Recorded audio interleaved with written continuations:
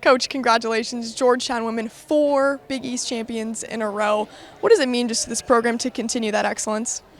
Well, it's really hard to win 2 in a row. We did that a couple years ago for the first time, and it's just such great competition every season.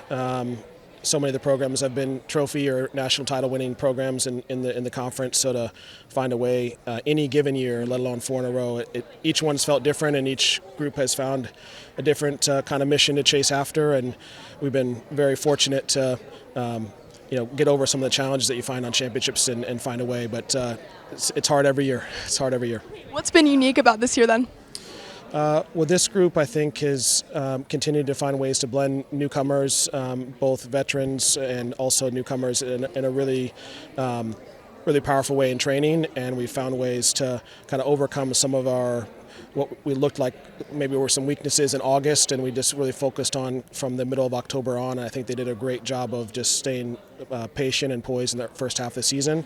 Sometimes you think it's all together at the very beginning, and it's just like, okay, let's just rock it. And this year we thought the pieces were there, but it was going to take some time. And I think they did a great job of staying poised. Yeah, total team effort today, a score of 28. What did you like, just how the girls responded to the course and just the adversity? Yeah, I think the first half of the course can feel so overwhelming because of the large hill, and I think they did a really nice job of really thinking of the second half. That last 2 kilometers is really challenging, up and down for a full kilometer, just up and down when you're already fatigued. So I think they did a great job at 3K of then trying to stretch themselves a bit and go into that second half with some run in their legs. And that's hard to do because both mentally and physically the first half is really hard, and so you can get overwhelmed.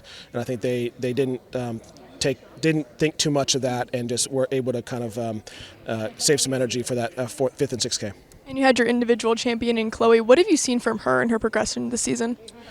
Well, it's hard to find ways to the front of college races, no matter how good you are in high school. And so she started to do that at the end of the spring, and a big springboard is always contending for Big East championships. If you can do that first, it's a really great introduction to compete at the national level. And so she's been able to then take a step forward in the cross-country season this fall and be in the top 10 of several races. And once you do that, you think, okay, there's great runners, but if I can manage myself like I did in those big fields, then I've got a chance to win the day. So, but sometimes you have a lot of pressure then on previous races, and I think she did a great job of saying today is unique. It's just 20 minutes, and I'll still be Chloe after the race as well, no matter what happens. And I think that's sometimes a hard perspective to keep when you have a lot of success, is not to overwhelm yourself with those expectations. Coach, 4 straight, like we talked about, is not easy whatsoever. What is it about the culture at Georgetown that allows such success?